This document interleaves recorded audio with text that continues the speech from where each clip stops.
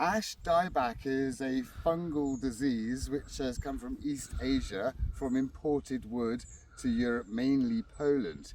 This disease affects the trees in a way that makes them sort of die back a bit, so it's called ash dieback.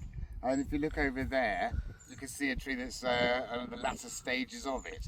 The trees catch the disease, that makes them die back, they recover a bit, then it makes them die back further, and gradually they die back more and more until they're completely overwhelmed and die.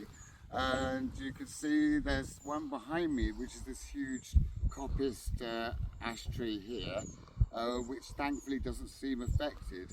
It does seem like a very large percentage of the ash trees that are affected, but not all of them so far.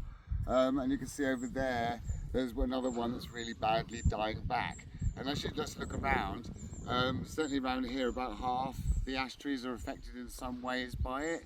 So I don't know what's going to happen with this, but it certainly does look like they're not all being affected. Also, younger ash trees that have just seeded themselves do seem to be more resistant to it. The disease is spread from airborne spores, so it can spread over a very wide area, and it's really ravaging woods at the moment. But of course, ash trees are a very successful species. They seed themselves really profusely. So if anything's going to stand up to a disease like this, it will be the ash tree. And thankfully, there are loads of trees like this big one behind me which aren't affected at all. And so hopefully it will just be more of a thinning out of the ash trees rather than a complete decimation of them.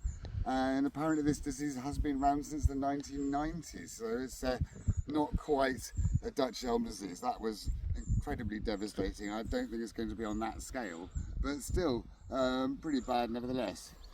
Here's one that's completely died back. This ash tree here is slightly affected by it. This is how it starts. You can see just up in the tops there, you've got the odd bit dying back in the tree trying to recover.